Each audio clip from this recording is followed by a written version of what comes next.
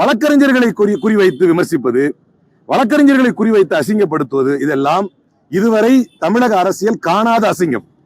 இந்த அசிங்கத்தை இன்றைக்கு ஆளுகின்ற அரசு செய்து வருகிறது. அப்ப குற்றவாளின்னு குற்றம் சுமத்தப்பட்டவர் ஒருத்தர் இருக்கிறாருன்னா அவரை டீல் பண்றதுக்கு வழக்கு நீதிமன்றம் இருக்குது. திராவிட முன்னேற்ற கழகத்தை சார்ந்தவர் என்பதற்காக இந்த அரசு அவருக்கு எதிராக பொய் வழக்குகளாக தொடுத்திருக்கிறது. இதெல்லாம் அரசியலுக்கே மிகவும் அசிங்கமாக இருக்கிறது. அன்பானந்தம் அவர்கள் கைது செய்யப்பட்டது தொடர்பான அவரை தொடர்ந்து நீதிமன்ற காவலில், அதாவது ஜுடிஷியல் கஸ்டடியில் வைப்பதற்கு, சிறையில் அடைப்பதற்கு, அவரை ரிமாண்ட் செய்வதற்கு தொடர்பான வழக்கு இன்றைக்கு நேற்றைய தினம் நாம் 24 hours கஸ்டடி சொல்லியிருந்தாங்க. இன்றைக்கு அது சம்பந்தமான தீர்ப்பை தந்த மாண்புமை பொருந்திய ஜுடிஷியல் மேஜிஸ்ட்ரேட் அவர்கள் இந்த வழக்கு சம்பந்தமாக எந்த தகவலையும் நீங்கள் பொதுதளத்தில் பேசக்கூடாது என்கின்ற ஒரு நிபந்தனையை விதித்திருக்கிறார்கள். அந்த வகையிலே நீதிமன்றத்தினுடைய வழிகாட்டுதல்களை பேணி அதை நாம் பேணி பாதுகாப்பதோடு எங்கள் தரப்பு வாதங்களாக இது போன்ற வழக்குகளில் அவர்களை சிறையில் அனுப்பக்கூடாது என்று மாண்புமை பொருந்திய உச்சநீதிமன்றத்தினுடைய வழிகாட்டுதல்களை நாம் ஏற்கனவே மேற்கோள் காட்டி நேற்றைய தினம் பேசியிருந்தோம்.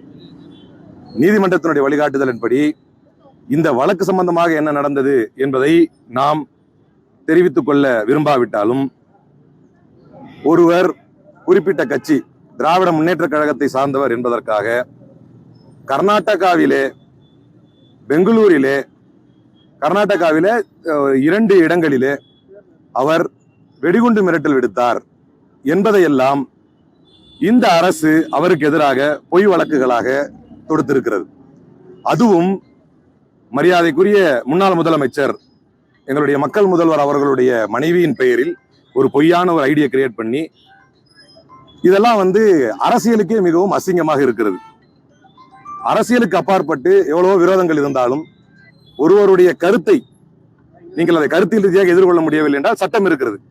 சட்டத்தில் அவர் பேசியது தவறு என்றால் அவரை தண்டிப்பதற்கான முழு உரிமையும் யாருக்கு இருக்கிறதோ இல்லையோ ஆளுகின்ற அரசுக்கு இருக்கிறது. ஆனால் இங்க பண்ணா சரி வராது. கர்நாடகால அவர் நீதிமன்றத்துக்கு வெடிகுண்டு மிரட்டல் கொடுத்தார் என்றெல்லாம் 2ஆம் தரமாக 3ஆம் தரமாக இறங்கித்தான் தங்களுக்கு எதிராக குரல் கொடுப்பவர்களை நசுக்க வேண்டும் என்று இன்றைக்கு ஆளுகின்ற அரசு நினைப்பது வெட்கக்கேடானது.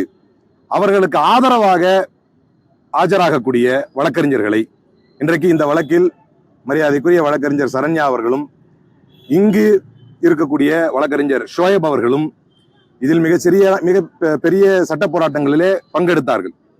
வழக்கறிஞர்களை குறிவைத்து விமர்சிப்பது, வழக்கறிஞர்களை குறிவைத்து அசிங்கப்படுத்துவது, இதெல்லாம் இதுவரை தமிழக அரசியல் காணாத அசிங்கம்.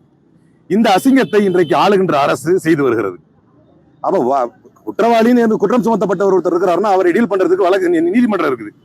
ஆனால் அதையெல்லாம் தாண்டி இன்றைக்கு அரசு தரப்பில் இருந்து பேசப்படக்கூடிய செயல்கள் அனைத்தும் இனிமே நம்ம அரசை விமர்சனமே பண்ணக்கூடாது என்று அஞ்சி நடுங்கக்கூடிய அளவுக்கு அவர்களை இன்டிமிடேட் செய்யறது, அவர்களை கூடுதலா கஸ்டடி கேட்கறது, இப்படி எல்லாம் இருப்பதை இன்றைக்கு மாண்புமை பொருந்திய நீதிமன்றம் சட்டம் எதுவோ, உச்ச நீதிமன்றத்தின் வழிகாட்டுதல்கள் எதுவோ, நீதி எதுவோ அதன் அடிப்படையில் அவரை இப்போது ரிமாண்ட் செய்ய முடியாது என்று ஷூரிட்டிஸை கொடுத்து நீங்கள் அழைத்து செல்லலாம் என்று இன்றைக்கு தீர்ப்பு தந்திருக்கிறார் மாண்புமை பொருந்திய ஜுடிஷியல் மேஜிஸ்ட்ரேட் அவர்கள்.